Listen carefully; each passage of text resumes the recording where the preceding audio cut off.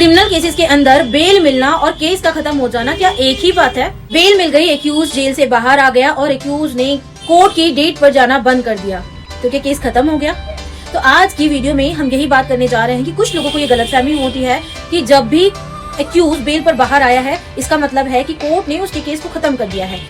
So welcome back to my channel. मैं advocate Rajni आप सब लोगों का अपने channel legal bytes and blogs में बहुत बहुत स्वागत करती हूँ। वीडियो को आगे बढ़ाने से पहले एक छोटी सी रिक्वेस्ट करना चाहूंगी, मेरी वीडियोस अगर आप लोगों को थोड़ी भी नॉलेज देती है या आप लोगों को अच्छी लगती है, मेरी वीडियो को लाइक किया करिए, शेयर किया करिए और मुझे सब्सक्राइब भी कीजिए, फॉलो भी कीजिए। तो चलिए बहुत ज्यादा टाइम को वेस्ट ना करते अपनी वीडियो को आगे बढ़ाते हैं।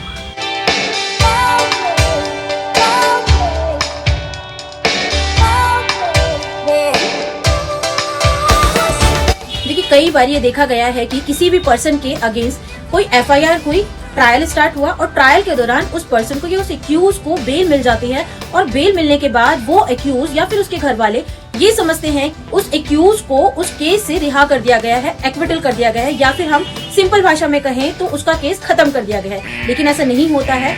एक्यूज को ट्रायल के दौरान केवल बेल मिलती है, यानी कि केस आपका चलता रहेगा लेकिन एक्यूज जेल से बाहर आ जाता है।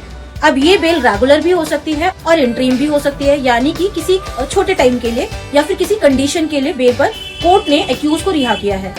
अब बेल मिल गई, एक्यूज और उसके घर वालों को लगा कि उसके खिलाफ एक्यूज के खिलाफ केस खत्म हो गया है और वो कोर्ट की डेट पर आना बंद हो जाता है। ऐसी कंडीशन में या तो एक्यूज के अगेंस्ट दोबारा से समन जारी होते हैं या फिर उसके बार बार पेश ना होने पे उसके अगेंस्ट वारंट जारी हो जाते हैं। तब एक्यूज परेशान होता है कि मेरा केस तो खत्म हो गया था लेकिन फिर से मुझे मेरे अगेंस्ट वारंट क्यों जारी हो गया। तो इस कंडीशन के अंदर आपका केस खत्म नहीं होता है। अब आपका केस ड्यूरिंग द ट्रायल खत्म हो सकता है या नहीं ये डिपेंड करता है नेचर ऑफ ऑफेंस पर, यानी कि जो ऑफेंस हुआ है वह कंपाउंडेबल है या नहीं।